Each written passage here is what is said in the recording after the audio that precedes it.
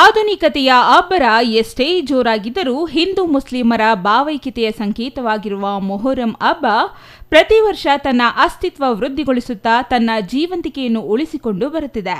ತ್ಯಾಗ ಬಲಿದಾನದ ಸಂಕೇತವಾಗಿರುವ ಮೊಹರಂ ಹಬ್ಬವನ್ನು ಬಾಗೇಪಲ್ಲಿಯಲ್ಲಿ ಮುಸ್ಲಿಮರು ಶ್ರದ್ಧಾ ಭಕ್ತಿಯಿಂದ ಆಚರಿಸಿದರು. ಪಟ್ಟಣದ ಬಯಲು ಆಂಜನೇಯ ಸ್ವಾಮಿ ಮುಖ್ಯ ರಸ್ತೆಯಲ್ಲಿರುವ ಪೀರ್ಲು ಚಾವಡಿ ದೇವರ ಸನ್ನಿಧಿಯಲ್ಲಿ ಹೂವಿನ ಅಲಂಕಾರ, ವಿಶೇಷ ಪೂಜೆ ನೆರವೇರಿಸಲಾಯಿತು. ಬಾವಯ್ಯ ಹಬ್ಬದ ಫಕೀರ್ಗಳು ದೇವರಿಗೆ ಕಡಲೆಪಪ್ಪು, ಸಕ್ಕರೆ, ಮಂಡಕ್ಕಿ ಹಾಗೂ ಕಲ್ಲು ಸಕ್ಕರೆಗಳಿಂದ ನೈವೇದ್ಯ ಮಾಡಿ ಅರ್ಪಿಸುತ್ತಾರೆ.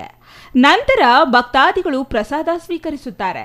ಜಾತಿಯ ಹಂಗಿಲ್ಲದೆ ಮನುಕುಲ ಒಂದೇ ಎಂಬ ಸಂದೇಶ ಸಾರಿ ಸರ್ವ ಧರ್ಮಗಳ ಭಾವೈಕ್ಯತೆಯ ಕೊಂಡಿಯಾಗಿರುವ ಮೊಹರಂ ಹಬ್ಬ ಆಚರಣೆ ಆಧುನಿಕ ಯುಗದಲ್ಲೂ ಸ್ನೇಹ, ಭಾತೃತ್ವದ ಸಂಕೇತವಾಗಿ ನಡೆದುಕೊಂಡು ಬಂದಿದೆ. ಹುತಾತ್ಮರನ್ನು ನೆನೆಯುವ ಉದ್ದೇಶದಿಂದ ವಿಶ್ವದಾದ್ಯಂತ ಮೊಹರಂ ಹಬ್ಬವನ್ನು ಜಾತಿ ಭೇದವಿಲ್ಲದೆ ಶೋಕದ ಮೂಲಕ ಆಚರಿಸಲಾಗುತ್ತದೆ. ಮೊಹರಂ ಸರ್ವಧರ್ಮೀಯರು ಆಚರಿಸುವ ವೈಶಿಷ್ಟ್ಯಪೂರ್ಣ ಹಬ್ಬವಾಗಿದೆ.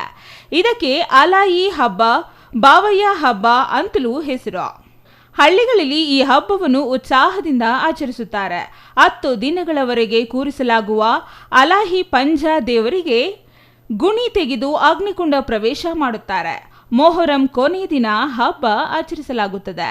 ಮೊಹರಂ ಧರ್ಮ, ಜಾತಿಯ ಹಂಗಿಲ್ಲದ ಹಬ್ಬವಾಗಿದೆ. ಇದು ಎಲ್ಲರೂ ಭಾವೈಕ್ಯತೆ ಹಾಗೂ ಶ್ರದ್ಧಾ ಭಕ್ತಿಯಿಂದ ಆಚರಿಸುವ ಹಬ್ಬವಾಗಿದೆ. ಹುಲಿ ವೇಷಧಾರಿಗಳು ಮೈಗೆ, ಮುಖಕ್ಕೆ ಕೆಂಪು, ಬಿಳಿ, ಕಪ್ಪು, ಅರಿಶಿಣ ಬಣ್ಣ, ಹುಲಿ ವೇಷದಂತೆ ಬಣ್ಣ ಬಳಿದು ತಲೆಗೆ ವಸ್ತ್ರ ಕಟ್ಟಿಕೊಂಡು ಕೊರಳಿಗೆ ಹೂವಿನ ಹಾರ ಹಾಕಿಕೊಂಡು ಹಲಗೆ ಬಡಿತಕ್ಕೆ ಹೆಜ್ಜೆ ಹಾಕುತ್ತಾ ಜನರನ್ನು ರಂಜಿಸುವುದೇ ಮೊಹರಂ ಹಬ್ಬದ ಸಂಕೇತವಾಗಿದೆ. ಇಂದಿನ ಆಧುನಿಕ ಕಾಲದಲ್ಲಿ ಹುಲಿ ವೇಷ, ರಾಮ, ಲಕ್ಷ್ಮಣ, ಸೀತೆ, ಆಂಜನೇಯ ಹಾಗೂ ಜೋಕರ್ ವೇಷಗಳು ನೇಪಥ್ಯಕ್ಕೆ ಸರಿಯುತ್ತಿದೆ ಎಂದು ಹಿರಿಯ ಕಲಾವಿದ ಅಬ್ದುಲ್ ಕರೀಂ ಸಾಬ್ ಹೇಳಿದರು. ಗ್ರಾಮಗಳಲ್ಲಿ ಹಬ್ಬವನ್ನು ಧರ್ಮಾತೀತವಾಗಿ ಆಚರಿಸಿಕೊಂಡು ಬರಲಾಗುತ್ತಿದೆ. ನಮ್ಮ ಮುತ್ತಾತ, ತಾತ ಹಾಗೂ ತಂದೆಯವರು ಪ್ರತಿ ವರ್ಷ ಅದ್ದೂರಿಯಾಗಿ ಹಬ್ಬದಲ್ಲಿ ಪಾಲ್ಗೊಂಡು ಆಚರಿಸುತ್ತಿದ್ದರು. ನಾವು ಮುಂದುವರಿಸಿಕೊಂಡು ಹೋಗುತ್ತಿದ್ದೇವೆ.